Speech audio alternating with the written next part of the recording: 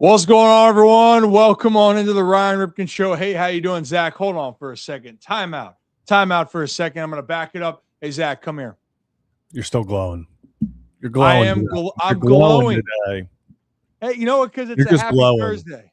Yeah, You're happy just Thursday, glowing Zach. today. Happy Thursday. What a time to be alive. What a time. Well, hey, here's the thing. Happy Thursday to all of you. Welcome on to the Ryan Ripken Show. I believe it is episode 118, We're just lying to 17. people. We are straight up lying to people's faces with this countdown. Episode 118 now. And we got a lot to talk about here today. But if you're new to the channel, hit that like and subscribe button. The Ryan Ripken Show is live roughly around 3 p.m. to 5 p.m. Eastern time here on YouTube, X, and Facebook. Zach, I got a new iPhone. I've had this phone for a little bit, and my camera had been so awful. I mean, you guys have seen it. It's been horseshit. Brad would be mad at me. Brad, don't be mad that I mess up, with the technology that he gave me. But I'm thinking of this. I heard that this iPhone camera was pretty crystal clear, Zach, right?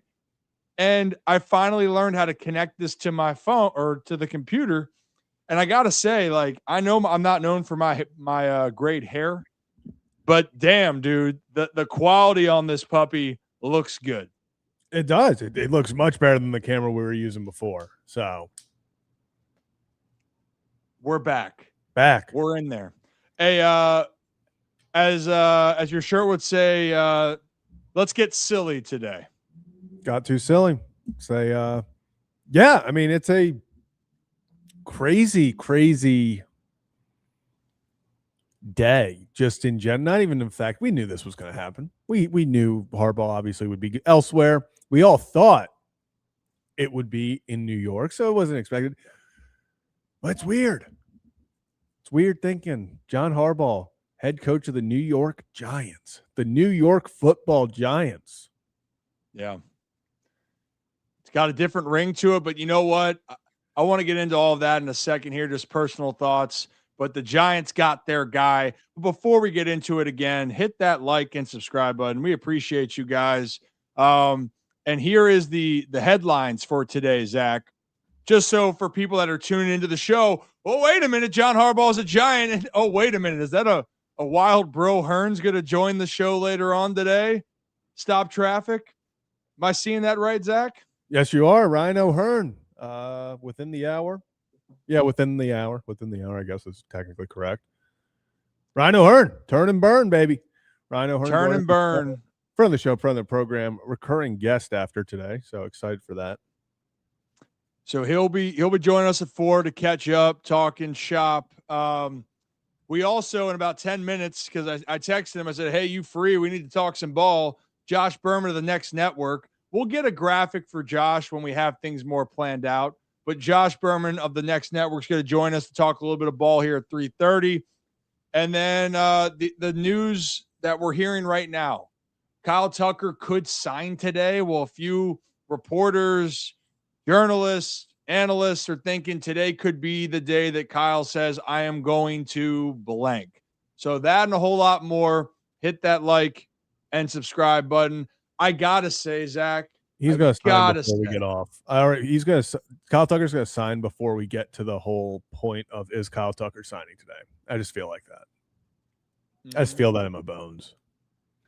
In your plums. But I got to say this, a few things. First off, Kevin, great to see you again. Yeah, I appreciate the suave looks. And Barb looking hot, Ryan. Zach, see that? That's what I needed today. Okay, come closer. This is horrendous. This is the worst thing. Needed that.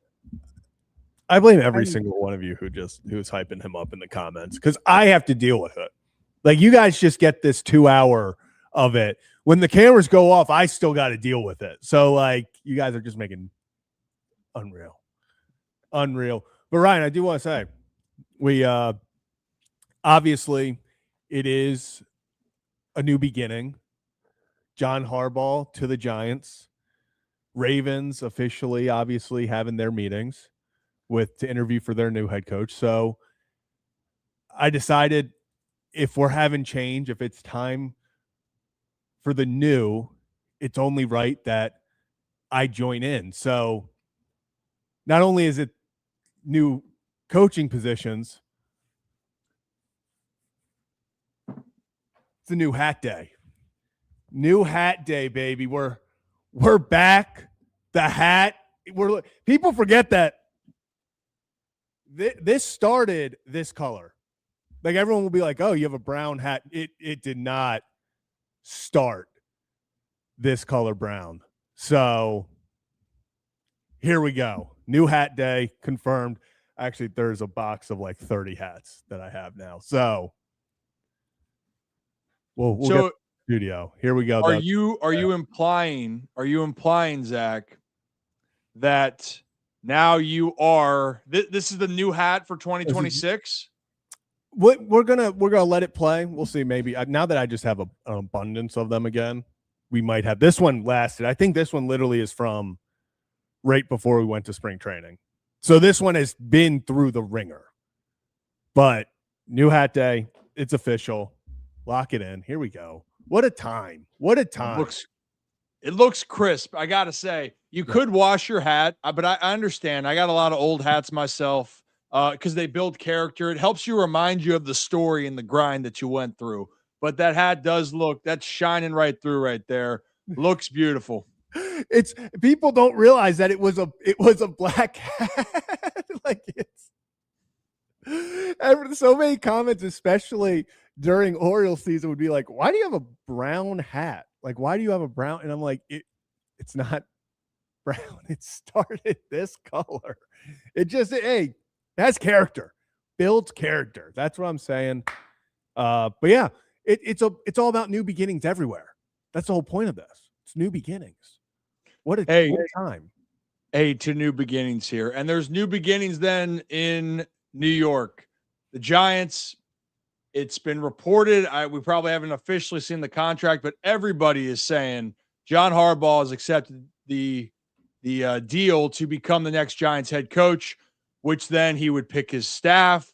He would go in there and create what he wants to create. The deal would roughly be around $20 million a year. And there's some life. There's energy in New York for so many different reasons here. And it's really excited to see where this is going to go for John. Before I get Josh to come on here real quickly, my initial reaction, Zach, because of course the news happens when it's late at night and you're tired. And I was getting ready to go to bed. And as much as this has been a situation in Baltimore, right? You have half a fan base that really wanted the Ravens to make a move. You had another half of the fan base that had this worry, but you felt like something still needed to change. And above all, I still am processing that the Ravens are going to have a new head coach, not because I don't think it should have happened. I honestly think this was the best thing for everybody. Like at the end of the day, I think it's going to be the best thing. But what I really like to see is the Giants wanted John. And we talk about it in the workplace, whatever you like to do, when you're trying to identify what you want to do next. Of course, you want to take opportunities as they come. Sometimes you take some shit jobs, Zach, or you're doing the dirty work and you're grinding your way to get to the top. But in this case, John has been at the top. He was one of the few that can say, I'm a head coach of a professional NFL team. You can say that. But then to do it as long as he did it, and then to have people have this stress over an underperforming or underachieving team and didn't reach those expectations. Here are the Giants that say how much we want you, we believe you, and you can be the difference maker to change our franchise around, a franchise that has been so damn important to the league for years, but they have been one of the worst teams in the NFL since Tom Coughlin and Eli Manning moved away, and they are trying to regain that footing that they were and being the true term, the New York Football Giants. So I'm just happy John is going to a place that truly wants him, and John truly wants to prove the Giants right. And tomorrow we're going to have Ian O'Connor on The Athletic, talk about it. He had a pulse on this entire story. So we'll talk about that with him and a whole lot more. So if you're new to the channel, hit that like and subscribe button. Zach, any thoughts before we bring on should I call him JB? Is that a nickname we should roll with him? No. Has Josh ever gone by JB? Is that like something you just made up on the spot, or was that like talked about previously? I don't know. We'll ask him here. Well, guys, joining us from the Next Network, you see him on all social media, TikTok, Instagram, and he is on X. You sometimes see him with a large, oversized tick pick hat. But let's bring on the Next Network's Josh Berman. Hey, JB. What's up? You're not the first. Occasionally I've heard it. I have a couple people that have called me that over the years. You know. So Zach, I think we got to come up with a nickname for him. You keep trying to say JB, like even when you're not trying to. It's not bad. JBZ? We're going to go with maybe one of those? Oh, jeez. Oh, I got some things to work on here. Just like Josh. The nicknames. We're going to nicknames? That's what JB would be. That is what it would be. Yeah. Hey, all right. Hey, JBZ. Let's get into this then. Give me your first initial reaction. I saw you had a post out last night. For those that missed it, though, I'm with you on the sentiment. This honestly really could be win-win for all parties involved, with Harbaugh going to the Giants and for the Ravens, who they're going to get next. Yeah, I think it's definitely the right move for them. It's the right move for the Ravens. Now, let's not kid ourselves, though. The Giants for the last 10 years have been a battle between them and the other team in Share Stadium for the worst team in the league if you combine everything over the last 10 years. Mm-hmm. Okay? A lot of work to do. But the thing about Harbaugh is, I think at this point in his career, I don't think he is the guy that can win you a Super Bowl. I don't think he's that anymore. I think that in that part has passed him by. But I do think that he is the perfect guy to establish a culture, to turn things around when you've done pretty much nothing but lose for 10 years. And you now have a guy that knows how to win and change the mentality for an entire organization. I think he might be the best coach in the league for that. Mm-hmm. That's where I like him. Jackson Dart showed a lot of promise. I think they can build that. I think Monken's going to do a good job with him. And you're going to get Malik Neighbors back. People forget how good he is. I mean, when he comes back, that'll be great. Scadaboo's good. But the offensive line is very much a mess over there. They got to figure that out. They have Brian Burns, Dexter Lawrence, Abdul Carter. That pass rush is incredible. Mm-hmm. But secondary is like, there's a reason why the Giants have been bad. There isn't enough talent there yet, but I like the move so they can get that ball rolling. I like everything that it signifies for them. They just have to, go out and prove it. Yeah, I mean, I think what I'm happy about for John, again, you want to feel valued, Giants value him. Also, the expectation, I was talking just before the show, and the conversation came about, shout out Ken, and he said, what are the expectations going to be for John Harbaugh and the Giants, right? Right now, it's going to be, can you turn this team around to get them to the playoffs? Right. Expectations lower on that. But you know what the expectation is going to be for the next coach that comes to Baltimore? Will you win us a Super Bowl? So for a lot of reasons, this move is, it resets so much. It brings a belief and culture back. But for John, like, you're playing with house money, and literally you're playing with a lot of money. Where's my glasses? Hey, Josh, you're probably too young. You never watched Austin Powers, did you? I'm not a huge movie guy. There's a whole bunch of movies. One of them. Thank you. Okay. Because don't let him bully you. I would like. You don't need to give in to him, Josh. He's going to always quote Austin Powers. You don't have to give in to it. Yeah, but no, that's true though. I just heard that Austin Powers is a movie that I would really like in particular. So Dr. Evil, about the word million. Well, apparently John Harbaugh is going to have 20 million per year. Yeah. Per year, roughly, right? So anyway, with it, like everything just is moving in that direction. We'll get to the coordinator part here in just a second, but Zach, why don't we play the clip from Pat McAfee show? Adam Schefter was on explaining a little bit more about how these details went down. So why don't we play that clip, and then we're going to continue this conversation on the other side. Last night, it was made official at 11:50 p.m. Eastern Time. John Harbaugh officially named the New York Giants football coach. Yeah, Harbs.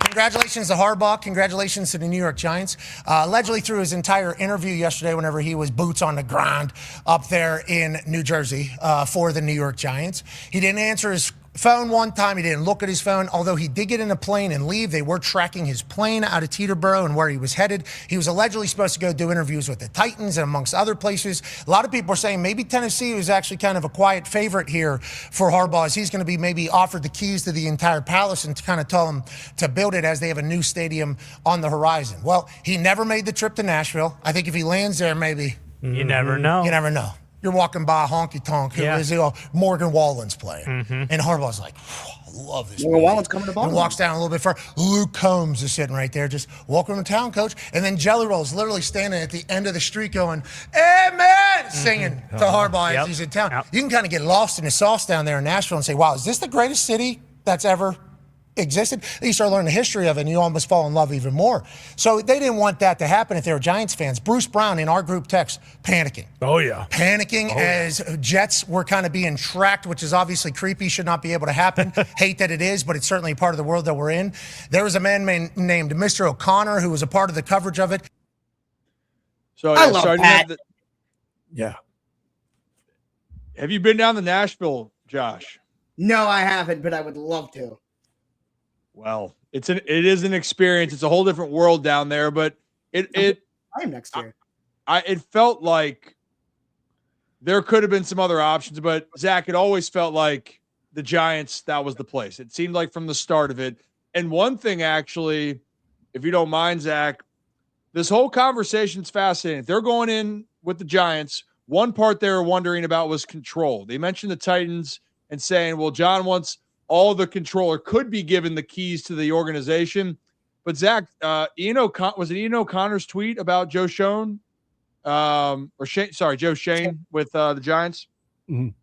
Yeah, so we have this tweet from Ian O'Connor saying, quote, tweeting something saying there was a lot of talk this offseason about Joe Schoen and how he would be a detriment to the Giants coaching search. I had one GM text me that he couldn't see John Harbaugh taking the New York job because of the uncertainty there with Shane. Ian O'Connor, who we've talked about, has been on this beat the entire time. Very impressive. Said this is important after John Harbaugh had his first real conversation with Joe Schoen. He was telling people he felt he could work with him. Harbaugh definitely had roster influence concerns, and they were addressed. Schoen all but made up for the 13 and 38 these last 9 days. It hasn't been pretty. I mean, especially if you watch Hard Knocks. I mean, that definitely, it kind of was like an embarrassment show for Joe Schoen, and just kind of a master class of, hey, we're going to film how not to be a GM of a team that you are trying to fight for your job with. Let Saquon go. Obviously, all the things of like, oh, should they trade up for Jaden Daniels, stuff like that. I mean, his son ran the team. You'd think his son had a very good pulse on that draft class. But this is something where there was a major concern going into the point where there were even some reports before John officially signed, or I guess he hasn't officially put pen to paper maybe, but before it was reported that they've agreed that would the Giants fire Joe Schoen just immediately if John's like, hey, I would come here if it's not for him. There were conversations that could happen. So it is to get Liam Cohen. Yeah, this seems like that was a big hurdle that once maybe John had that conversation, it felt like he was like, okay, I'm good to be here. And I agree. I think it was good to not get him on a plane anywhere else, because if you start going to Nashville, you go to Atlanta, hey, conversations, the last thing you could have if you're a Giants fan is him having conversations with other teams, because you've been burned a lot of times on guys being like, oh, this is a good head coaching candidate, and then they go elsewhere because Josh, as you've alluded to, Since Coughlin left, it has not been the greatest stretch for the football Giants. No. They've really just not been able to. They haven't been able to be consistent. When I was kind of freaking into it, like Bell years and all that, I'd note if there was one play that makes me like nostalgic more than any maybe in the history, it's Odell. His impact on my generation is insane. Yeah, like other than that, like much they were good for 1 year with Daniel Jones. Yeah, and that's it. And then they went back to be terrible. Like they don't. Nation has been really just bad for a while, and they need someone to come in there and culture. Yeah, it's the culture thing is the biggest, I guess, just like hurdle. And you know, Josh, you alluded to it the second you got on. It's the biggest hurdle that the Giants have to get over. Like that is without a doubt the biggest hurdle because it is a franchise that is synonymous with losing right now. Like you go there, heck, even their field is synonymous with losing. Like, yeah, and that's like what it's like. Not even the field is going well. Like they can't even like be like, well, we got a really nice stadium. It's like your field, besides I guess now San Francisco with the whole power, all the electro, you know, all that stuff and conspiracy theories. Yeah, that was interesting. Yeah, the Meadowlands is kind of like, hey, I mean, I even joke when we had preseason games that I'm like, don't play anyone. I'm like, do not let anyone play on that field because it just seems like it's always an ACL and Achilles injury waiting to happen. But something I wanted to go through because we talked about the Giants now, you know, it feels like the goal or the bar is, hey, this team can make the playoffs. And I was kind of feeling like, yeah, this is like, you know, I don't know if anyone in the NL East is, or NFC East is, NL East, gosh, I'm still in baseball mode. Wrong. The NFC East is, you know, head and shoulders above anyone else. Then I looked at their schedule, and I'm going to bring it up. This is a tough schedule. Obviously, you get your usual Dallas, Philly, Washington, home and away. It's not good. Yeah. Terrible. Yeah, I mean, it's nice to have Arizona and Cleveland at home, the Saints at home, but then, you know, Titans at home. But you look, you know, 49ers, Jaguars are obviously good this year. That away schedule is atrocious. Well, it's just the NFC is Yeah. There's a lot of teams in the NFC. Yeah. It's that the away schedule scares me. If I'm a Giants fan, I will be honest, the away schedule absolutely terrifies me. I mean, you got the Cowboys, Eagles, Commanders, your usual, but Lions. I mean, you know they're going to bounce back. That this is not a team I'm not buying that the Lions, they were Ben Johnson merchants. They're going to be horrible without him. They're going to be back. They got to hire their nader. Yeah, and if they nail that, I mean, then I think we're really cooking there. Texans defense, that scares the crap out of me if I'm the Giants, especially like you talked about, Josh, with that offensive line versus that defense. I mean, poor Jackson Darts could be running for his life. The Colts I'm going to put as a toss-up because what Colts team shows up next year? I mean, it's the first. But Rams, Seahawks. I mean, that is – if I'm looking at this, I see 6 next number. I don't want to do 7 wins. I see like 7 wins. Like I think the playoffs is going to be very hard. Yeah, that really is how it's gonna be. I think for the entire conference, there's a lot of solids. There's very few teams in the NFC that I really don't think in a B to be better than they were. Mm-hmm. Hey, before we keep going real quickly, because I know we're having an audio issue. Yeah. So, Zach, are you hearing Josh twice, or is that just me? I'm not gonna lie, I wasn't sure if it was. I think I'm hearing myself twice as well every once in a while. Okay. You know? Do you hear me twice? No, Josh, you try going out and coming back in. Yeah, refresh. We'll see if we'll see if that fixes it. Hey, bark if this is good. How's it, Zach? Can you hear me? Yeah, I can hear you. Oh, so it might be Josh. Yeah, maybe it was the audio there, but bark. Yeah, hey, cacao. Is that good? Yeah, I think it's better. I don't hear anything right now. I couldn't tell if it was mine because I was hearing myself twice every once in a while. But yeah.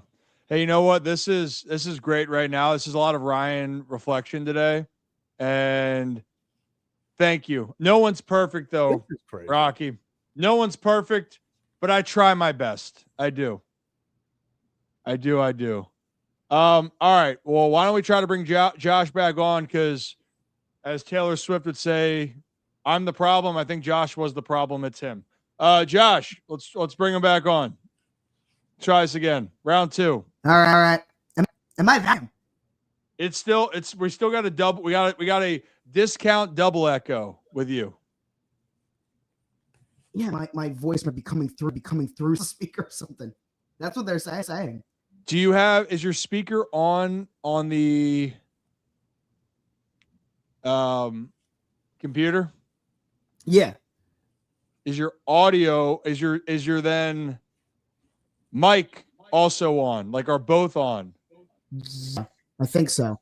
Well, what I'm saying is one might be off. Let me look. Let's see. This will be a part of the podcasting 101, Josh, that we will continue to work on. Yeah, but it's just weird because I've streamed all the time from this computer and it never does it. Let's see if I turn my mic here. If I turn my mic off, is it better? Oh my gosh, it's way better. So all right, so I'll just turn off the mic. All right, fine. Yeah, you know what? I want to make a point here. Usually I'm the problem. Hi, I'm Ryan Ripken. I have a lot of issues, but today it's Josh. Josh is the problem. But we appreciate your guys' patience. Thank you guys for letting us know in the chat as we got it fixed. But as we're going back to the Giants schedule, that's a lot of Ryan. There it is. So, but for me, like in this whole situation with Harbs and the Giants, look, they bring in, which we're hearing right now, right? Todd Monken is expected to join the staff, and that dude's a beast. So we know he's not going to go into marriage counseling. No. What? I expect a lot of people from that staff to follow him. I wouldn't be surprised, even if he's not a coordinator, I wouldn't be surprised if Zach Orr is on that staff in some capacity. Yeah.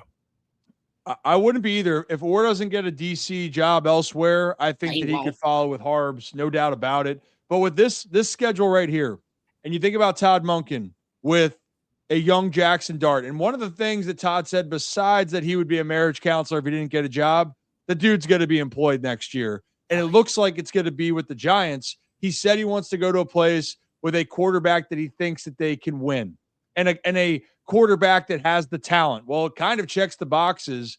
Dart is extremely talented. They have a number 1 wide receiver in Malik Neighbors that's going to be there. And then you have 2 running backs that can be a really, really good 1-2 punch in Scatterbo and Tracy. So the big thing is that pass rush, man. That pass rush is incredible if they can get the right DC in there. I know we're talking about Monken, but when I look at the Giants, that Brian Burns, Dexter Lawrence, Abdul Carter is a hell of a trio. Yeah, and I mean, that's a big thing with, obviously schematically with the new DC, if they can get some more help in the secondary just to give those guys some time. I mean, if you cover your guy for 3 seconds, you're getting a sack probably 50% of the time. I mean, because those guys, especially maybe you add some more bulk to, some depth there as well, some more edge rushers. But really, if you work on the secondary there and, linebackers and stuff, they have 5th overall pick. Is that a Sonny Styles? Is that, maybe do you reach on I hate saying reach on Caleb Downs because it's just a classic. It's like Kyle Hamilton, where it's like, we all agree Caleb Downs is one of the, if not top 5 players in the draft. It's just whether or not are you drafting a safety with the 5th overall pick. But the world's their oyster right there. Little bit less because obviously Dante Moore leaving. You would want, if you're the Giants, all the quarterbacks to go in the first 3-4 picks. But I understand why John sees what he saw and like, hey, this is a place I can have success. Now, obviously, we just talked about the schedule. Schedule is not the most forgiving in the league. I mean, you definitely don't love heading across the country to play the Seahawks and Rams at Detroit, in Houston, in Indianapolis, like we said, depending on that team. But John Harbaugh, we give him crap about blowing leads and all of that. He's still a guy that raises a floor, and I think that's something where he is going to get the most out of this group. I don't know if the most is a playoff team with the current squad. We'll see how free agency, how the draft, all of that go. But you can convince me this team can win 7 or 8 games. I just don't know if you are getting in a very stacked NFC where it's like, hey, you can have 11 wins and not make it.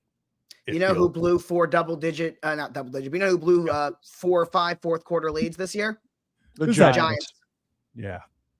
So the good news for Giants fans is I think you're going to get a good coach. The bad news is I would expect that number to remain 4 or 5. Yeah. That's the problem, is Harbaugh can't finish games. And they had some. I mean, we say the Ravens have some wild moments like that. Denver. Oh my God, yeah. Just like the Giants. Had a few.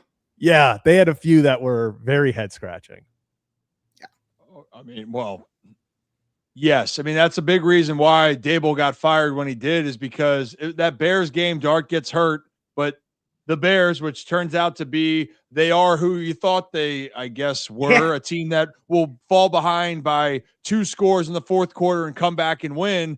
The Bears have done it the entire season. They've done it in the postseason, and they're playing the Rams to move on to try to go to the NFC Championship game, which, again, I guess you are who you are. For the Giants, they could not close games. They could compete with teams, and then they would fall apart. And so that cost Brian Dable his job, and now that's hence John Harbaugh going up there to the Giants.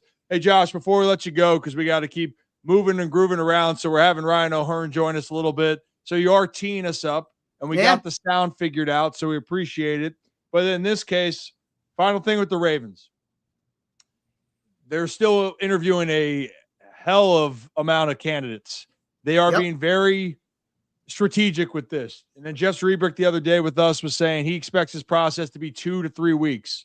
So we're approaching about 4 or 5 days since we've had this conversation. I still am hanging on with Bisciotti's comments about the defensive coordinator, or not defensive coordinator, a coordinator in the past that was a head coach that didn't pan out. That was a very interesting. Sounded like Robert Saleh. It sounds like Robert Saleh. Because the only other one that could be in this case is Brian Flores. Those are the only 2 head coaches who, if you're looking at their body of work as coordinators, very solid. But then the part that it seems was Robert Saleh. Like, it just high character guy. A lot of people rave about him. Yeah. But we also know what happened with the Jets, and he's not the only coach that struggled with the Jets. And that's the thing. If Robert Saleh, if I was a coach, the way that Robert Saleh acts on the field with the energy and all of that is exactly the way I would imagine myself. He is the most energy. Like, I've called him my spirit animal for years. Him as the Ravens head coach would be electric from that standpoint, because he'd be living and dying by every snap. I love that about him. But also, the guy's a defensive mastermind. I mean, there's a reason why he was the Niners DC, went to the Jets, by all accounts, failed miserably with the Jets, whether it was his fault or not. And the Niners immediately said, we will gladly take you back. And he did a great job over there. And that's how I feel about, like, Saleh didn't get a fair shot. Do I think that he necessarily did a good job, even under good circumstances? Maybe not. No. But I also don't think that he's someone I would disqualify for anybody. And if the Ravens like him, the Ravens like him. I wouldn't mind him at all. Brian Flores was always a number 1 guy for me, but I don't see it happening. In fact, I very easily could see him going to Pittsburgh. To me, that makes a lot of sense. A lot of sense. It feels like Brian Flores would fit in very well over in Pittsburgh as well, especially spending time there in the defensive mind. But for the Ravens, and I see you, Jabo, you're thinking Kubiak. Do the Ravens go with a offensive mind and go with a younger coach or a first-time head coach here? That's what we're going to find out here. I'm sure his dad would help him out. Yeah. And I will say this real fast. Yep. About the comments there, where it was very obvious that they were kind of alluding to, like, hey, we're not afraid to grab a guy who failed the first time. Like, we're not afraid of that. it was almost one of those things where, like, when it comes to the Ravens, Bisciotti, DaCosta, stuff like that, when they say something so obviously, I'm almost like, are they going to do the opposite? Like, do they want us to be like, oh, we want an experienced guy. We want that guy. And then it's Webb or Kubiak or, Mint or someone that you're like, oh, that guy has no head coaching experience. And they're like, oh, did you guys think that we were just going to give you all of the answers? Like, I get that vibe as well, because love EDC. You can't always trust what the man says, because he'll tell you one thing. He'll sit there and tell you how in love he is with a position at the draft, knowing damn well he ain't taking that position. I mean, he talked about last year with Malachi Starks. He's like, I hated how much everyone mocked Malachi Starks to the Ravens, because that was our guy. And I was like, stop. I don't want people to know that. I love it. I've always felt like Jesse Minter was the guy that we're going to hire. I do. That one just makes the most sense.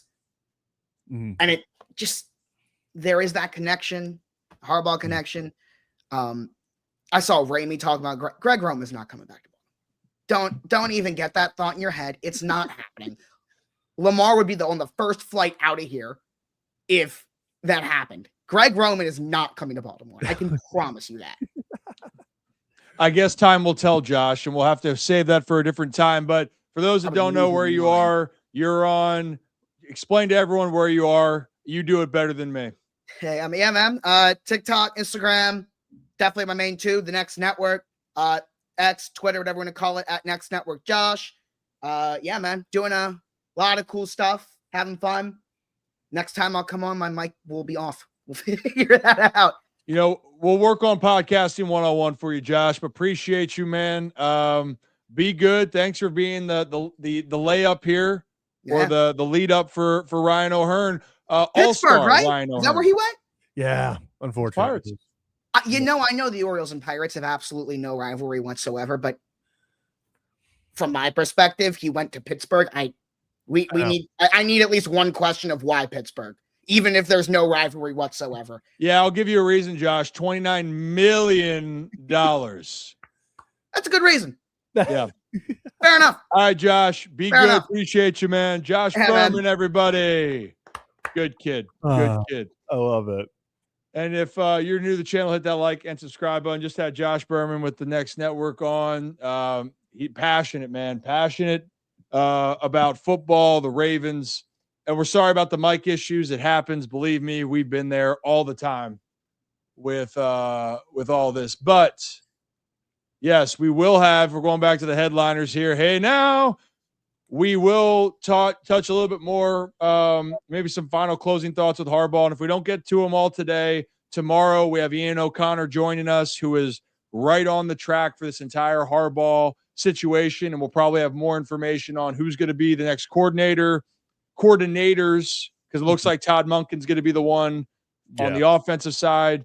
But then maybe we just get more of an understanding of what was so different, special, that John knew from the start that the New York Giants were going to be his avenue for success. But we do have Ryan O'Hearn joining us here in a few moments.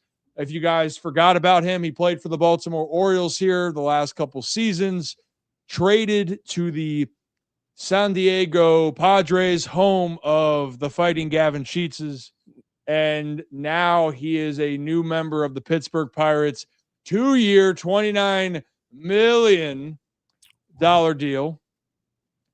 And he also, he's a new dad, so really exciting times for Ryan O'Hearn here. Good kid. And just real fast before obviously we get Ryan on and everything, I'm glad Josh brought that up at the end, because it is such a weird thing that just with the Pittsburgh in football versus baseball, the difference, it's just it's so funny to me, where it's obviously this Ravens Steelers, it's that big thing. And then there's just not that. I feel because in other cities, I feel most have rivalries in both sports. If they hate each other in the one sport, you hate each other. And just doesn't exist there. I think that's yeah, like the Philly and New York. Yeah, any sport. Any sport. Let's see. Like that Chicago, like Green Bay, Chicago, Wisconsin. Thinking Bucks, but I guess Bucks Bulls isn't really.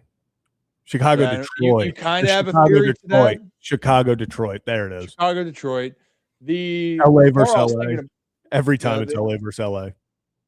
Yeah, I mean, who gives it? Well, I digress. The thing I was going to say in general, you know, I love a good rivalry. I do. I think that's why I'm glad the Bears and Packers are bringing that back. I'm glad the Ravens and Steelers have been close games. You know, the brawls in baseball, which probably are best for the players to not get in brawls, but damn it, dude, if I didn't love seeing a good brawl back in the day and seeing some shit go sideways, I did love it. Players getting suspended and losing money, that ain't fun. But I mean, it's a fun storyline here that we can get into. But if you're new to the channel, Ryan Ripken Show, we're now live 3 to 5 Monday through Friday. That's our new time because you know what? Working 3 to 5. I just thought, okay, you can't go silent after I do that. I thought you were. No, I thought that was really freaking good. But just like everything, baseball changes our lives. And for our next game, or our next guest, I wouldn't say baseball at all ruins our lives. It enhances it. But damn, do you get busy during this season because there's 162 games. That's your job. So this guy's going to be busier than me because all I got to do is kind of report on it, talk on it, and then have the chance to shoot the shit. But guys, if you remember in Baltimore, one of the most beloved Orioles while he was here, found himself Renaissance man, and then now he's a new Pittsburgh Pirate. Yeah. And I'm happy for him. Brian, just give me a thumbs up when you're ready to rock and roll. All right. Your friend, my friend, and everyone's Mr. Ryan Bro Hearn. Fellas, Ryan, what's happening? What's up, dude? Nothing, man. Just soaking up these last few weeks of the offseason, and then it's time to go. Yeah, dude, you've had one hell of an offseason for so many ways. A lot of personal congratulations. I happy for you for a lot of different reasons. Family reasons, which is amazing. You got paid. You got you got paid, dude. Congrats. Yeah. Walk me through the how would you rank this offseason for you?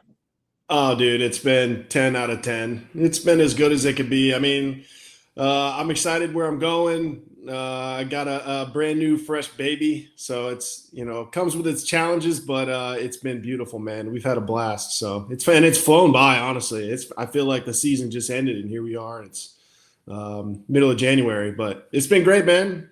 And you guys have been killing it too. Seems like your show's really taken off. So happy for you as well. Hey, thanks, man. I like to give you, I can't give you all the credit, but I could probably give you like 10% of the credit. That's far too much credit. I probably like 0.01%. You know who gets absolute no credit? Gavin Sheets. That kid. He deserves less credit than me. That's for sure. We can agree on that. So he's a good kid. Real quickly, he's a good kid. How was that experience? Did he treat you okay out in San Diego? I told him, I know what guy you are. You're getting a high character. You're going to grind at the dish. Did Gavin treat you okay? Because if he didn't, I will pick up my phone right now and I will call him. As much as it pains me to say it, he did. He treated me great. I have no complaints about Gavin. We were locker mates, buddies, man. I know it was only 2 months, but I felt like I've known him forever just because that's the kind of guy he is. We had a great time for those last 2 months, man. What a talent. I don't want to glaze him too much, but he's a good golfer. He's a good ping pong player. He's a good baseball player and all around good guy. So shout out B2 Gavin Sheets, my guy. Yeah, Derry Bonds out there, dude. I got one of the shirts. Derry Bonds, yep. Very Bonds. Just who's better? Yellow. Oh, at what? At golf. Not me. Dude, he's legit. He's good. God, it just hurts to say it, but it's nice. It really does piss you off. So I grew up with I him hate with it. all this, It's true right? though. He also So he's also a country club kid. He grew up in playing golf. He grew up playing private golf memberships. I was grinding at the Muni down the street with a pair of hand-me-down clubs, and just a different upbringing for sure. He probably had a locker. He probably had a lab putter, custom shaft starting at about 8 years old. So I don't want to, it's not like it was like he did it on his own. He had some help. Yeah, he did. He honestly probably, if he wanted to choose between golf and baseball and like which one he wanted to pursue, I think he chose right. But if he ever tells you that he's a big hooper, or like if there's a difference, tell him I will shut that shit down real quick. But he's a good athlete. He's a good kid. He's worked hard. He's a good hooper. Is he a good hooper, or is he just? You know what he does? Hold on. I can see him being a good rebounder. I don't see him with like any touch or finesse. You're exactly right with that. You know what he does? This is what we do. We get right into. Let me see if I back up the camera here real quickly. He gets right here in the corner, right? So all he's doing is, hey, just throw me the ball. He can shoot a little bit. He can shoot, but he's got to be a stationary shooter. Just got to hit him perfectly, and he can't move. All right. But I digress. Hey, Tim, appreciate you, man. Dude, I wasn't lying that people loved you. Yeah. People loved you. Man, I felt the love, especially when I got traded there. It was pretty special. That what an honor to play, in front of the Birdland for a few years. Such a great fan base. Great baseball city. I know you love the Ravens, and I know it's a football town as well, but something was really special brewing in 23, 24 when the stadium was full and people really got behind the O's. Nothing like the O chant, in a playoff game at the national anthem. There's just nothing like it. That it is special. It is a special place, and I know, like through this whole business, man, like we talked about this before. It's people recognize, especially in Baltimore, and I'd say around the league, but Baltimore fans specifically, they recognize guys that are just doing the dirty work, putting their head down and grinding, going to work. And like, that's what you had to do. And I talked to a lot of people about seeing you get the bag. If we're going to go back 3 years ago, you didn't know what the hell your baseball career was going to be. I mean, you were talking about going to be a KPB All-Star, whatever it was. Yeah, MPB. KBO, somewhere overseas. Yeah, but like here you are. You latch on, you wait your turn, you keep grinding. Whammy, you're an all-star. Not that you're in Baltimore that anyone wanted, but then you're able to accomplish the professional goal to keep playing, and then you sign something that's life-changing for you, dude. So I'm rooting for the Pirates because of you. Thank you, man. I appreciate it. Do not get in a food debate about what food's better between Pittsburgh and Baltimore. Don't do that. It's got to be. I mean, you're comparing apples to oranges, right? It's a different type of thing. Very different. But so Patrick Queen, when he left from the Ravens to the Steelers, I guess 2 years ago now, in one of his first interviews, he was like, "Yeah, and like the food in Pittsburgh's so much better." And everyone was like it was out of nowhere. Like it wasn't prompted like, "Hey, what's food's better?" Yeah. Just middle of the interview, just like, "Yeah, and the food's better in Pittsburgh." John's fired. Yeah. So every time we have someone who's been in both, we have to ask. So. Well, I'll let you know here in like 2 months. Yeah, give a review. Like we'll come there and try some food. I love food. I don't want to. It was like a unwarranted shot. It was like, oh yeah, and the food's just better. It's like I'm excited about the Steelers, this organization. Oh, and the food's way better. And we're like, oh man. Well, I mean, that kind of excites me a little bit. I won't lie. I think I need to find out for myself. Yeah, you will. I heard in the presser. I mean, I care about what you said. I know why you chose Pittsburgh. One, it's a couple things, right? Opportunity, what you believe and where the team's going. Money doesn't hurt either, dude. That's also nice. So the trio of it, I'm excited for the Pittsburgh opportunity. I think that I know you boys have some pitching Yep. That's pretty damn good.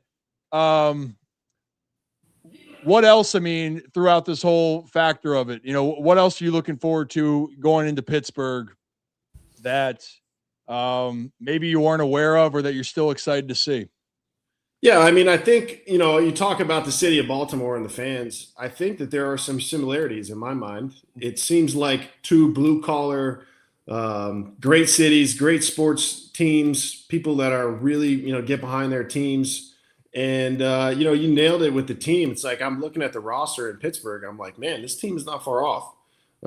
They can pitch. They have, names that are legit in the lineup, good hitters. They've made some trades. I don't know what's going to happen the rest of the offseason, but it's a front office that's hungry to make the team better.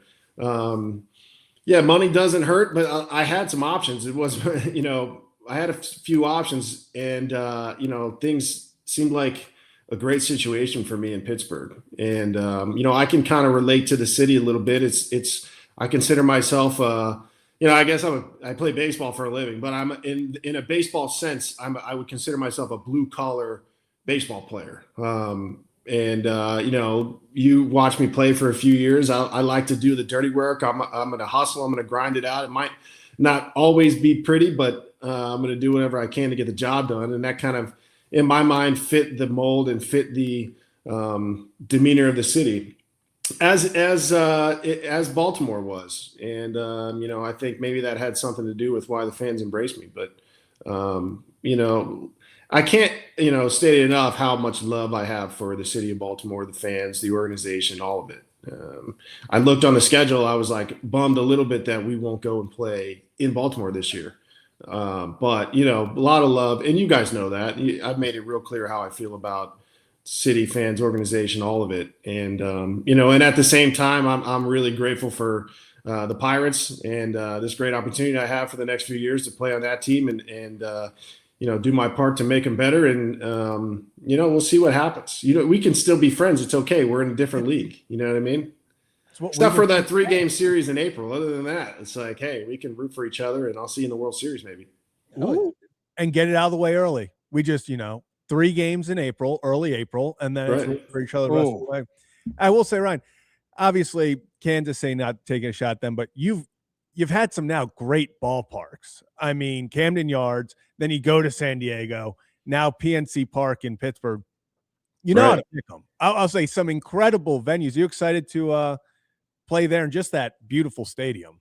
Oh, yeah, no doubt about that. I mean, I think if you ask any free agent, it's like that's a big factor. You don't want to sign up to play somewhere that you don't enjoy playing. And I hadn't played at PNC Ballpark a whole lot, but every time I play there, I'm leaving and I'm like, man, I like this place. It's a great place to hit. It's a great vibe. It's you got the beautiful backdrop. It's a great ballpark. And so I've been very fortunate. I played at 4 beautiful stadiums. Camden Yards is a little deep for my liking, and they've recently changed that. So, I know some buddies that are on the Royals still that are excited about that.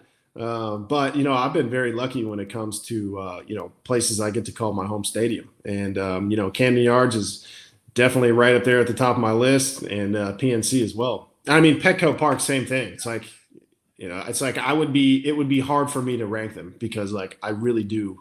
I enjoy. They're all a little bit different, but like all awesome in their own ways.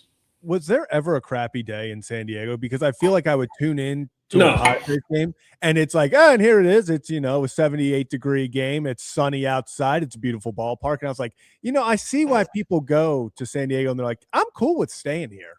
I'm cool with staying here. Well, I mean, it's paradise. It's San Diego as a town, as a city, is just like absolutely beautiful. And then you roll out, play show catch with Manny Machado in front of 46,000 fans every night. It's hard to beat.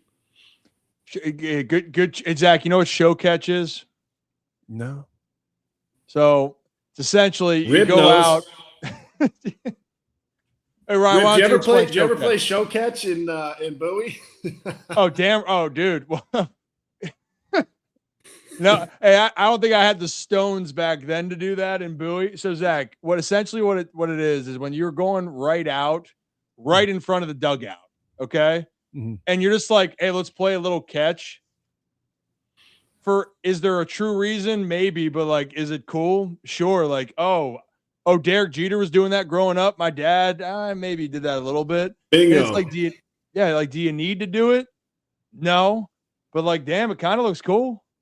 That looks very cool. I remember watching like Robbie Cano, like you said, Derek Jeter, just legends whipping the ball around in front of the dugout. You know, fans are locked in watching you play catch up close. I'm like, man, I want to do that. And I did it, a little bit in Kansas City, and I just remember thinking, man, I don't want to overthrow anybody because there's 50 people behind home plate. But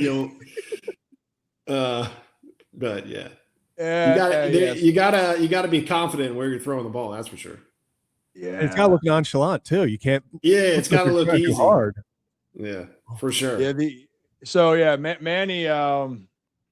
Manny's a beast. Talk about a guy that makes it look effortless at times. I wish I had that arm talent. Never had that arm talent, or that type of potential. Like that was the thing. You already play with the playoff atmosphere, but you really have. I think the part that's very valuable for you is experience, and not just experience on when things are good. It's been when things are bad, horse shit, contemplating everything when things are really going bad. And then also you got traded into an environment where you're pushing for the postseason. You already played in the postseason before that, right? So when you went out to San Diego, I think that was, I knew it was going to work out for you there, because you already knew what to expect. And I feel like those other guys, like Manny's been there and done that. Bogart's been there and done that. I mean, I feel like that's ultimately going to help you here. Pirates, there's a lot of guys that are looking for more of that experience, but is there one moment that you haven't really been in? I'm trying to even think about that now.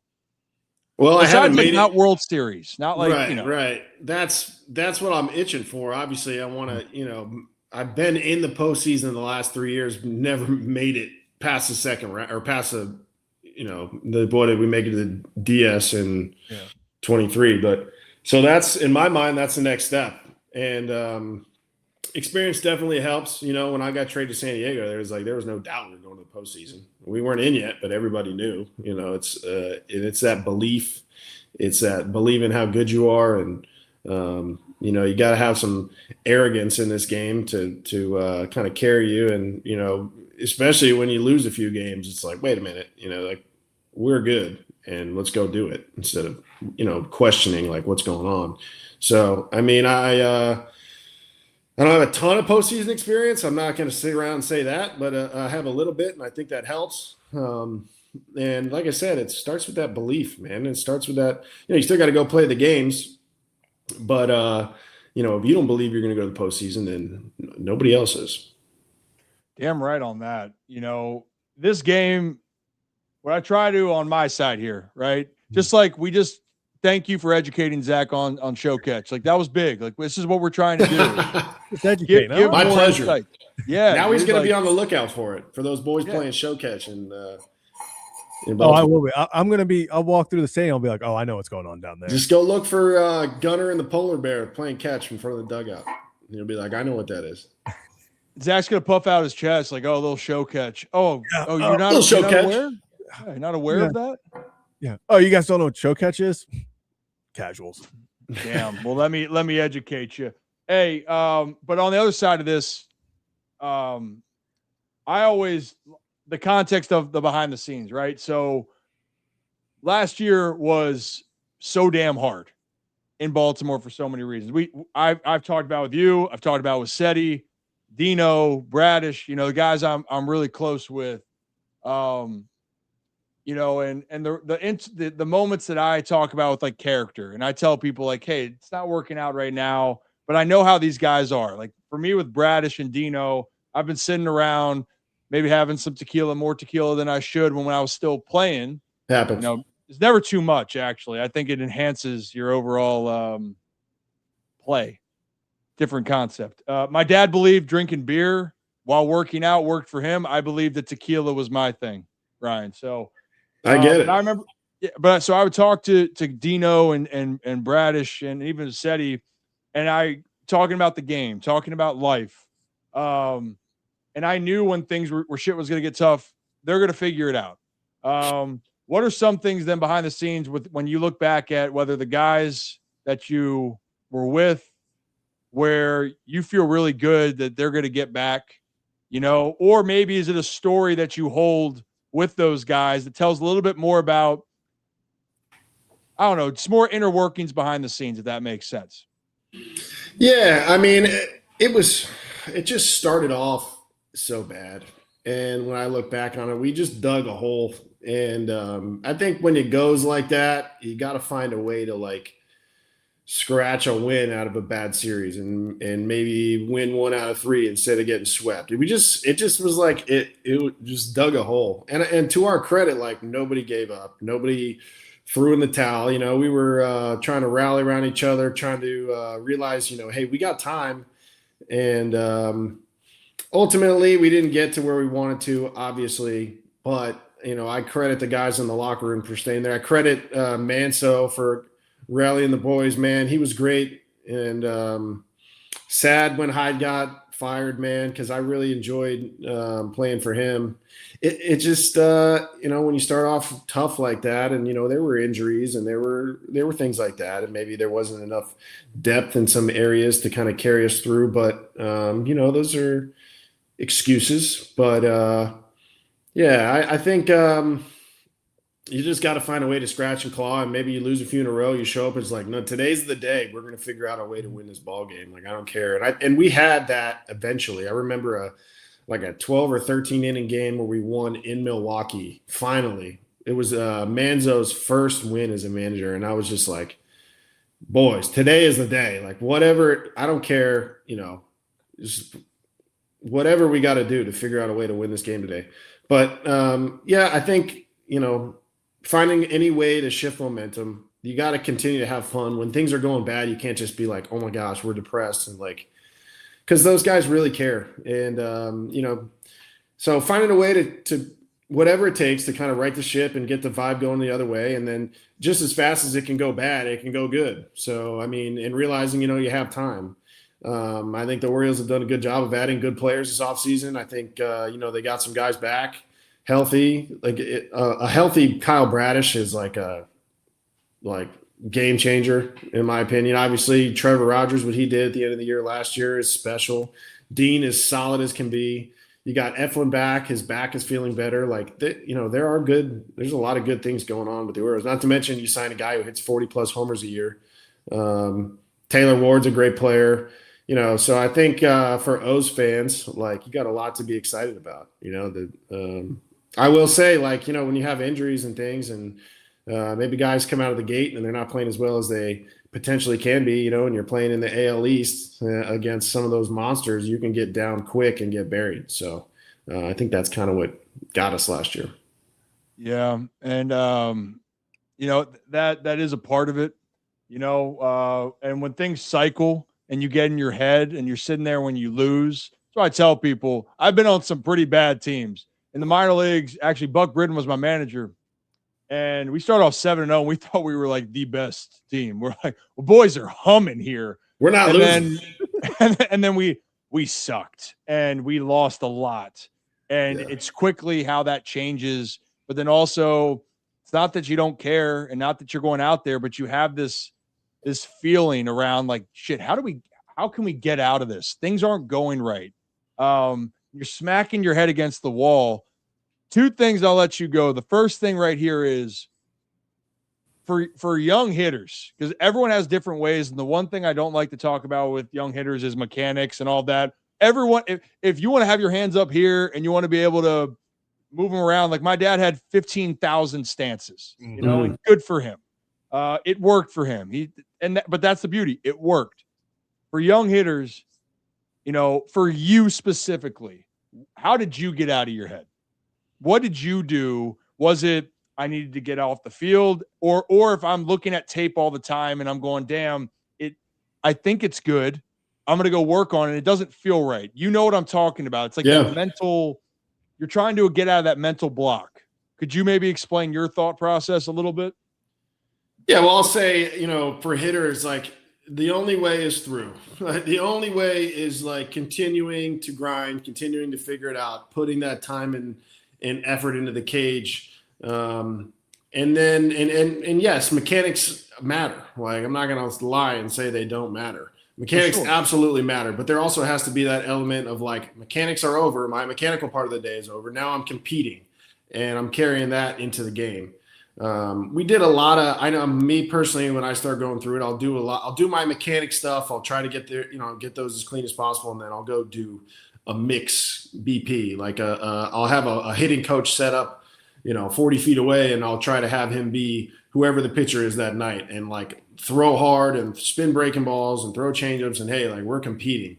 I always told myself I'll be ready, mentally I want to be ready to hit in the first inning with a man on third, less than 2 outs, and get that running. Like, you got to be there mentally, because you can take 500 swings all day thinking about your swing, but are you ready to take the balls and hit the strikes? Like, is your brain involved as far as competing wise? And, that's something that I had spoke up a little bit about in hitters meetings. Like, hey, mechanics is great. Let's finish that at like 2:00. And then let's get into that competition mode and find a way to put the ball in play and impact the game. Because, if you're standing up there with a man on third, less than 2 outs, and you're thinking about where my hands are, or am I down on time, and where are my hips going, and, all of that, like, we all know you're screwed. Like, the game is too hard. The pitchers are too good. I always thought, like, hey, man, it might not be pretty some days, but that's okay. You got to find a way to get it done. Get jammed for a single. I don't know, 15 hopper in the 4-hole. Like, put the ball in play, and good things happen. Who was it? Carlos Lee. If you remember El Caballo, the back growing up, one of the coaches in the minor leagues told us Carlos Lee's approach was guy on third, less than 2 outs, trying to hit this ball to shortstop. And it's not that he would leave the yard a good amount of the time, or he'd get a base hit, but he simplified his thought. And I think for a lot of people, I knew you were going to say this, but it's always better you say it than me, is your brain and your mentality is going to ultimately lead you to what you need to do. Obviously, mechanics, you want to be fundamentally sound. You have to be, but you can get away more with having your mechanics feel off if your mind is in the right place than the other way around. You can have the best mechanics in the world, but if your mindset ain't there, you're screwed. Like, that's the part of baseball that's maybe fair, unfair.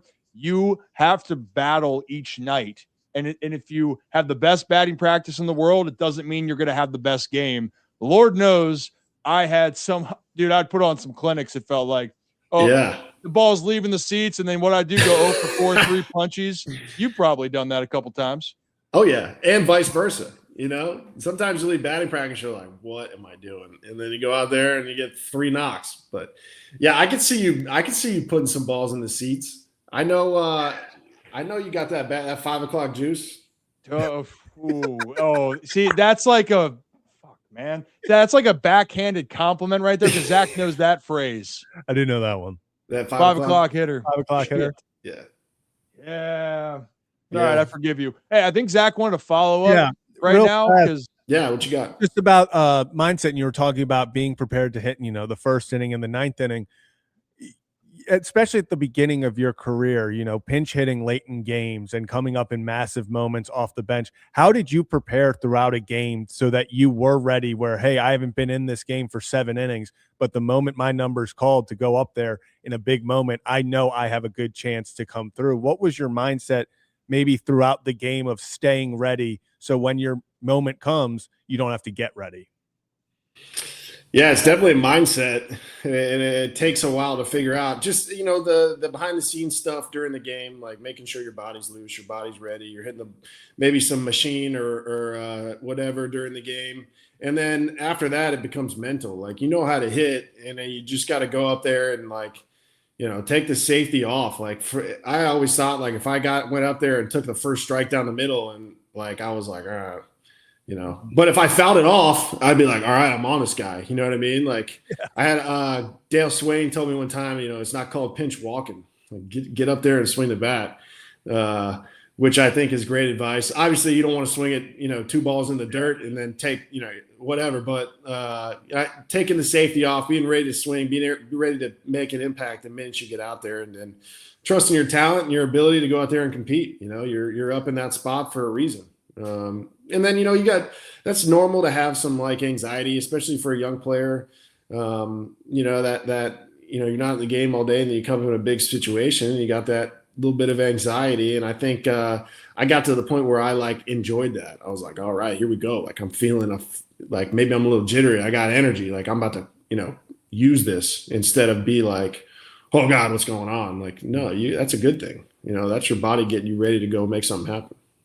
It's not called pinch walking. It's a fantastic line. Ain't called pinch walking. Yeah, we got a Derry Bond shirt. We might need ain't called pinch walking. It's a true statement. Yes. Look at you, man, spitting some bars and facts, man.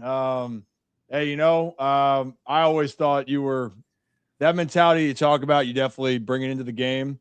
I know you try to bring me down with the 5 o'clock juice. I'm all about. That was a cheap shot. I apologize for that one. Hey, don't worry. I'll come down. Please I'll come down. I'll whoop your ass in Bradenton. Okay, I'll come on down. I'll see you there.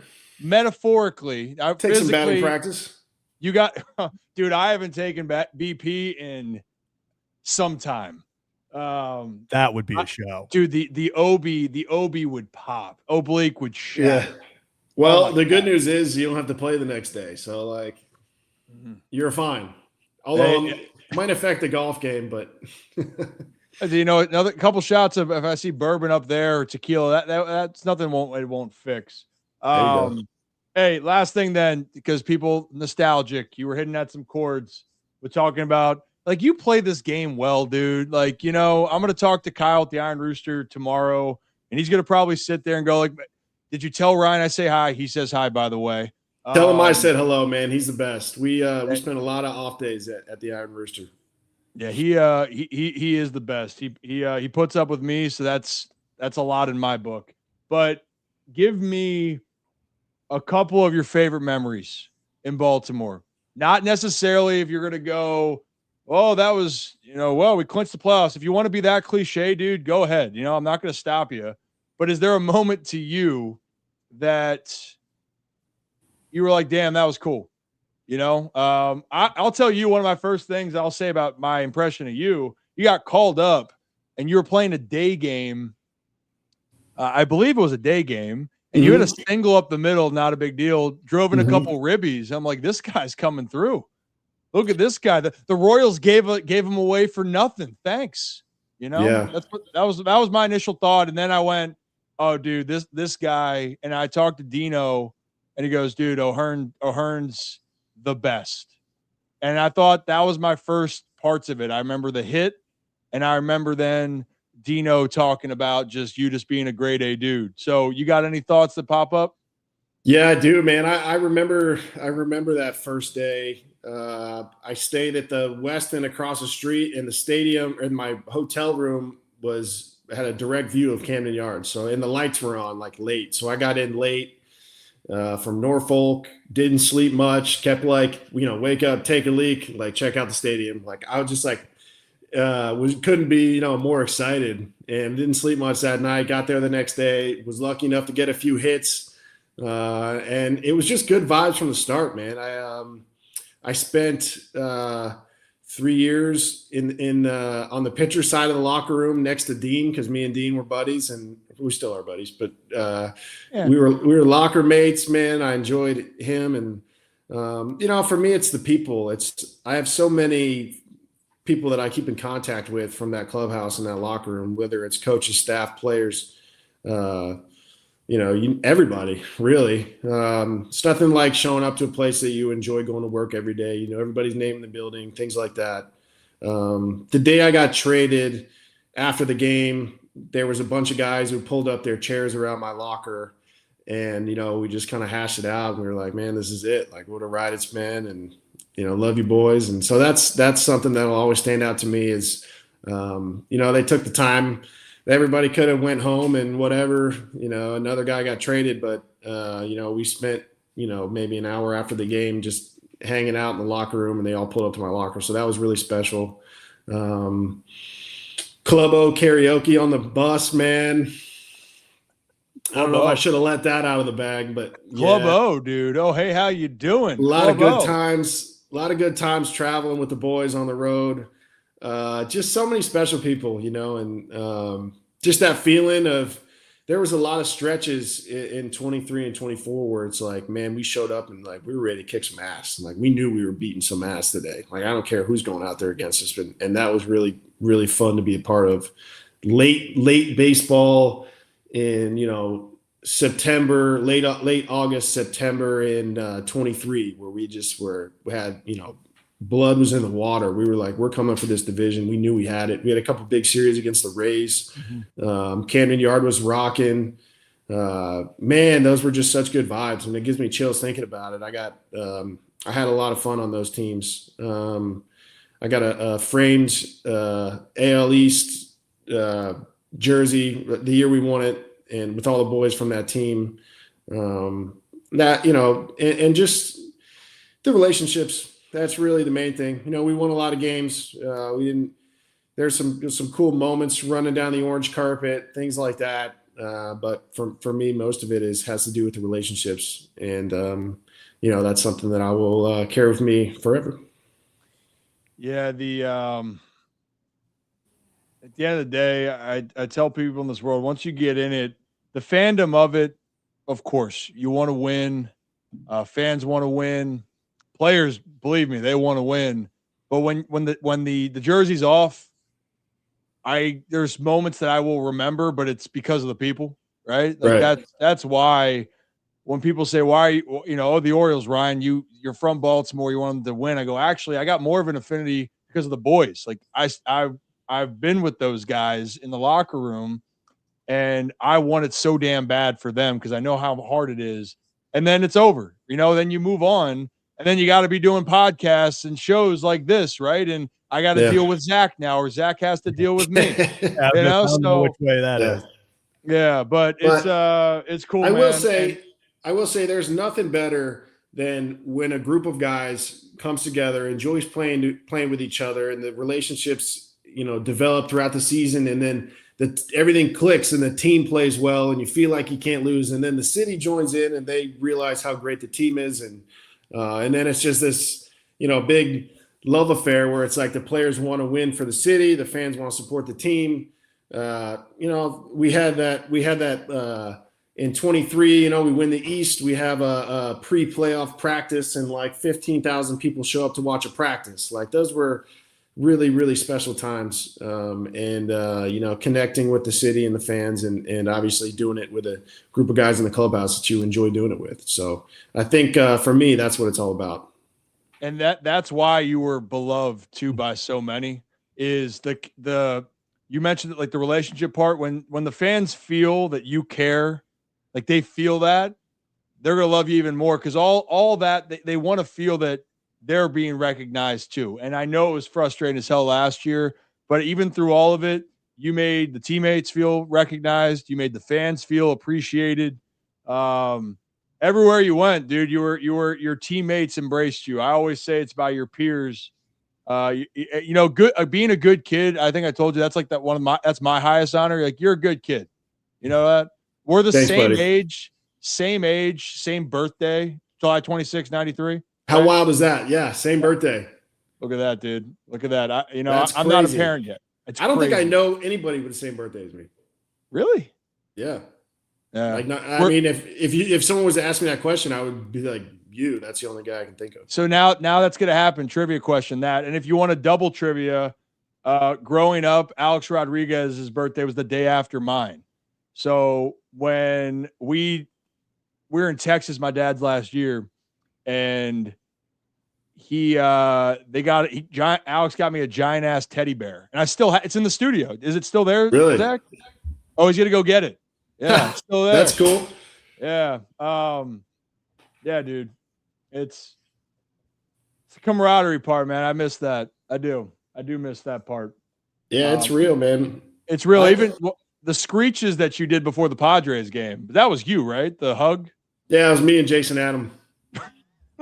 Well, you know where that came from? That was have you ever seen those videos of like men's retreats where they just like let out their emotions? Yes. It'll be like 20 dudes like in a, like a pool or something, or it's like raining and it's like 15 guys standing around a circle just like screaming at the top of their lungs, like letting out their man emotions. Jason and I were watching that. We thought it was the funniest thing, so we decided to let out our emotions before the game. That makes it that much better. That's the reason why that. Bravo. Yeah. Bravo. Oh, you know what? I'll be curious to see what you got, Rocket. I'll come down to spring training. I want to see what's cooking down there because I'll be down in Sarasota. We're gonna go to Bradenton because it's right there. So I'll come bother you. I'm gonna go bother Seti in Port Charlotte now. Yeah. All right. Perfect, And man. I'm looking forward to it. That's the bear, by the way. Let me see it. Oh man, that's a big bear. Yeah, it is a massive bear. That is way bigger than I thought it was gonna be. Wow. Yeah. Every time we've put jerseys on it, it's been a whole trying to figure out what to do with a massive bear. That's hilarious. He got you there. If we get, you know what? I'll have to order a Hearn jersey. We'll put it on. Oh, dude, that would be awesome. I would really appreciate that. Lock that in. Yeah. That's happening. All right. Hey, Ryan, man, appreciate you. And enjoy the rest of your time. Gear up because your season's about to. You got 3 weeks and your life's back rolling again. I'm just proud of you, man. Keep doing all the great things you're doing. Congrats on parenthood, and go whoop some ass this year with Pittsburgh. Right? Hey, really appreciate it, man. Genuinely enjoy coming on and talking to you guys for a little bit. So thank you so much, man. Y'all take care. I'll see you down in spring. All right, we'll see you down south. See you, Ryan. Ryan O'Hearn, everybody. Good kid. Good kid. Incredible. You know, and the thing what he talks about, you know, when we sit there, you know, shit that I try to tell you, Zach, it's when you're with a group of guys and you're in the trenches, and look, you get to play a game for a living, right? Mm-hmm. That's the cool part. I also know the journeys it takes to get to that. It's so damn hard to make it. It's so damn hard to be good. It's so damn hard to figure out the next steps. Because before they changed the system, Zach, not only did you have to be good, then guys in the minor leagues, you were just trying to make it. Some guys would get their signing bonuses. Most guys, you're living paycheck to paycheck, and then you're not getting paid in the offseason. You know, the annual salary for minor league players used to be $5,000 to $13,000 a year. $5,000 to $13,000 a year. And of course, you make it up to the big leagues. Yeah, it's a huge payday, but the grind of it. And I know for Ryan, that's why I brought up Ryan was so close to leaving, you know, considering leaving major league affiliated baseball and going to play overseas, which sure would have been good, but in a second, you know, whammy, it changes. And I saw a guy wait for his opportunity, help. He is one of the reasons why that Orioles way, the new way, came back in 23. And he now gets to reap those benefits. That's why I bring about like that. That's the dream that I love, is that he didn't let that die out and he kept battling. I mean, but then it's two different lives, Zach, too. It's two different lives. Yeah. And it's one of those things, and you see it. I mean, heck, look at the comments. It's unbelievable. If you want to talk about just a fan base, like, yes, this Baltimore fans, first and foremost, diehard Oriole fans. They want the Orioles to win no matter what. But I'm telling you, this fan base wants to see Ryan O'Hearn win. Like, that's why the entire team, like, yes, Ramon Laureano being over there, Manny being over there, that was awesome. People wanted the Padres to win because O'Hearn was over there, because they saw him put in the work. He showed up every day, you know, and that's the thing. It's like, there were so many times, hell, 18 games under 500. It's so easy to show up and just go through the motions. But if there was one thing that you could rely on every single time the Orioles took the field in 2025, no matter how bad it got, no matter how tough the situation was, no matter who the manager was, no matter who was pitching that day, no matter how many runs they were down, no matter how many runs they were up, Ryan O'Hearn was going to put in the work to try to help the guys win. And I'm, you know, we talk about baseball rewarding you. and stuff like that. I do think there are very few people who deserve send-offs the way he did, hitting a home run in his final game here. It was very like Trey Mancini-esque. And it's those cool moments where you're like, he deserved that. That one final trot around the bases at Camden Yards in Orioles uniform. Something, he'll have a fan for life and a lot of Orioles fans because of the way he conducted himself, having fun out there, and just who he is. Ryan O'Hearn rocks. He does. He's a good kid. Good kid. I loved also the mentality. The baseball junkie in me still. I love hearing about the mentalities, and I have a good idea, but everyone's mentality is different. But the constant theme for all great hitters is competing, and it's the mindset that you have when you go out there and play. And the mechanics are so important, but even the joke about damn took the shot at the 5 o'clock juice, which makes me laugh. Hey, if I'd hit better shit, I'd still be playing, and I didn't. But the part that he was referring to, there are guys that are so talented. There are players that are more talented than Ryan O'Hearn, a lot more. But the difference of what makes Ryan O'Hearn an elite player is that his craft and his mechanics and what he does puts him in a position, but it's his mindset is the reason why he's able to be who he is. Some guys, if you're the most gifted player and you have that mindset, well, then you're looking at a guy like Shohei Ohtani. You're looking at a guy like Aaron Judge, where it's just like superstar, unbelievable. Then you have guys that aren't talented, or I shouldn't say aren't talented, aren't as talentedly gifted as those guys that I mentioned, but they maximize the hell out of what their potential could be. And so, and some guys never reach it, Zach. There are guys that never make it to the big leagues. There are more talented guys that I've ever seen not make it to the big leagues just because they couldn't put it together. Throw 100, have nasty stuff, but couldn't figure out how to properly locate. Or the same thing can be said with hitters. Had every tool you can imagine as a position player, and yet couldn't put those pieces together enough to get there. So mindsets, I tell people I've worked with, mindset is so key. It is everything with what you do in your life. Your mindset is so damn important, even right here on this show. He's a motivational speaker. I'm feeling fired up right now. Yeah. The one thing I'll say real quick, one more thing, Zach, is, half the battle is you getting up there and facing what you got to do.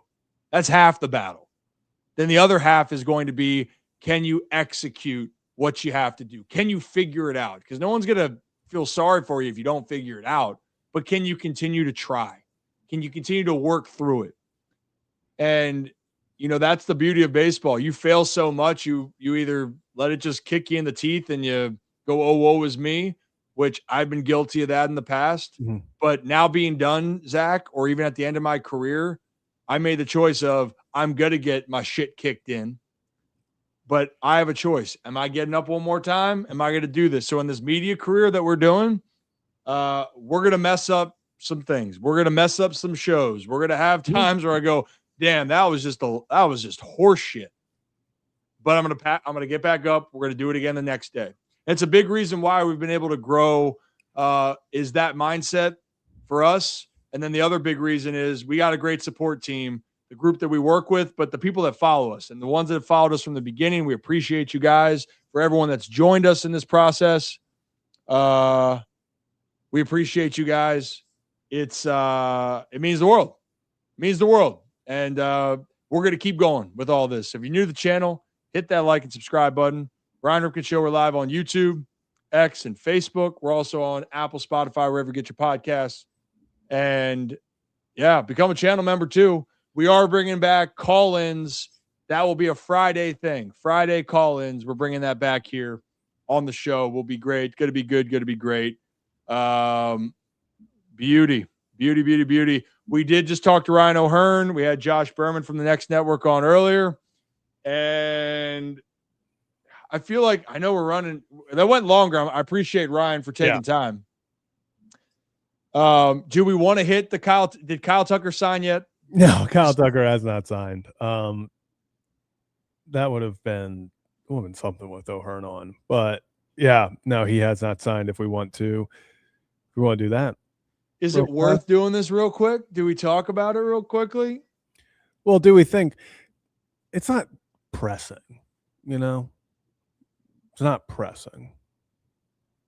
I'm excited. Not that you asked this, but we definitely got to see O'Hearn down in Bradenton when we're making our trip.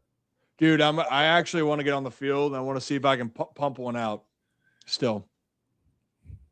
Let's do that at the final day. That way we're not dealing with that the rest of the trip. That hey buddy, great. You want to hear a story real quickly, Zach? You want to hear? I should have offered O'Hearn once he retires a spot on the softball team. Yeah. No. So here. Let me tell you something real quick. So we were in Myrtle Beach playing the high A team for the Cubs. So I believe it was the Myrtle Beach Pelicans. Your boy was off to a real hot start that year. I had more extra base hits than I did singles. I think I was like 11 for 33 to start off the year. And I was humming. I was feeling good. And I did a workout in the morning that maybe was an exercise that I hadn't done in a long time. But then we had a hit and run round, Zach. And the hit and run round for BP, you throw it wherever it is, you swing. I had a ball at like my hip way inside, and I kind of chopped down, and I felt a little tug on the oblique. We go to the game that night, facing this lefty. I'm not seeing him well. And midway through the at-bat, I didn't see this curveball, but I saw it late, and I tried to take. And I was stopping my body, and I felt a pop or a, and I go, that doesn't sound good. Doesn't feel good. Great. No. And so I go, well, there's only one way to find this out. So I'm up in the count, or it's 3-1 count, 3-2 count, and I get a fastball. I go, it goes nothing. I swing. I just hear a loud, and I go, oh, there it is. But your boy hit the ball 103 off the bat for an RBI single. And then I had to wear a stem. Does it hurt when you run? Oh, dude, it hurts to breathe. Well, that's what I was saying. Like, were you like, you made contact and then was part of you almost like, oh, now we're running the first, would almost have rather maybe taken a walk? Were you like in your head like, oh, this is fantastic, now I'm running first? Honestly, you want the unfiltered version of this? I mean, might as well. I went, I as soon as I swung, I yelled, fuck. And then I ran down the line and I go, I go, this shit hurts, but I go, damn, I got the job done. That's like what my thought was. And then hey, under any circumstances, get the guy in. Yeah. I might have yelled fuck while I swung. Like there's a chance there. I got to go back and look at the tape. I was umping. You're out of here. We're not taking that. Good times, man. But then we drove 8 hours back to Frederick that night, and it was the most miserable bus ride I have experienced because every bump in the road, every move, the OB was just barking. So it's an oblique strain, technically. Missed 6 or so weeks, 6-7 weeks. They ain't no joke, man. They ain't no joke. Or maybe I'm just a. How many weeks did you miss? 6. All right. I was just wondering.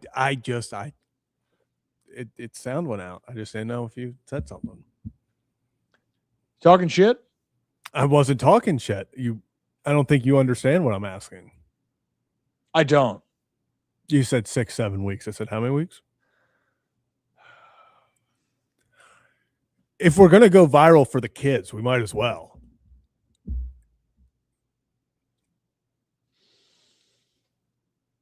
I'm giving you content. And you're just, all right. Well, if you were going to do it, then you had to do the 6-7. You were going to have to do it. I didn't know. I decided not to. Yeah, now you got people talking about this. You got people talking about the hey, you know what, Zach? Come here. This is enough. And you know what? Before retiring from 6-7, I got on the 6-7 cam at Marshall, and that's when it peaked, and I need to go. Okay. Well, hey, before we wrap up this stream, let's talk about the other stream real quickly. AutoStream Car Care Center. Appreciate them. They got 10 locations over in Maryland. And right now, you can get $50 off when you mention Ryan Ripken or the Ryan Ripken Show. Got an issue with your car, whatever it is, go there. Say that Ryan Ripken sent you. $50 off. Now, you can't combine previous offers, but they are there to help you. And I got to be honest, they are fantastic people to work with. If you don't believe me, check all the reviews. There's thousands of people that agree. So AutoStream Car Care Center, appreciate you. Now from one stream back to this stream. Zach, you got a friend over there now? Yeah. Does he have a name? I do think we do need to do the Rhino Hearn thing. Put the Bro Hearn on him? Yeah, we need the Bro Hearn just for that. I think we do that. I would. Gavin Sheets, it could have been Gavin, but maybe come on the show. He's been on once. He just comes on and wants to roast me. You know what? Guilty. I owe him a call. I owe him a visit. So that's on me. Don't tell him I say that, but that's on me. I won't. Okay. Includes everybody else in here. Are we missing any other things? I mean, I know do we really talk about Tucker at this point? No, we have enough. And like us sitting here, if he would have signed or there would have been some breaking thing about it or like talked about, but them just saying they think he could sign today, I don't think. Well, it's 5:00 here, 5:00 somewhere. So maybe it happens tonight and you're going to be back. Bernie the Bear could be Bernie. Turning Bernie. Oh, I think that, yeah. Bernie. Turning Bernie. Ooh. Turning Bernie. Well, Zach, I think we're good. But tomorrow, just to let you know about what we have cooking, we are going to be cooking up some more guests. We had Ryan O'Hearn, Josh Berman earlier with the Next Network. Tomorrow, Ian O'Connor, who's been right on everything with the John Harbaugh situation on The Athletic or with The Athletic. That's where we're going to talk tomorrow. And we'll talk a little bit more extensively about what are the next options here with the Ravens and with the Baltimore Orioles. So, Zach, final words. Not on a graphic, but auto bet tonight. Every game that Gonzaga plays, I take their first half, the total first half over 74.5 tonight. It's an auto bet for me. So there's your non-official Bolly's bet, but Bolly's bet. If you ever see Gonzaga is playing, they play Saturday as well, and you're watching the game in the first half, just know I'm rooting very hard for points. That's it. Well, let's see if you can help out all the people that tell you, and we appreciate our friends up at Hollywood Casino Charlestown Races in West Virginia. Not too bad. Pow. All right, let's pow on out of here.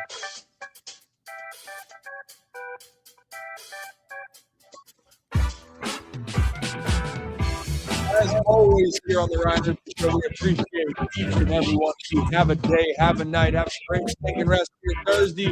Come back and join us tomorrow because we got a brand new edition of the Ryan Ripken Show right here on YouTube, X, and Facebook.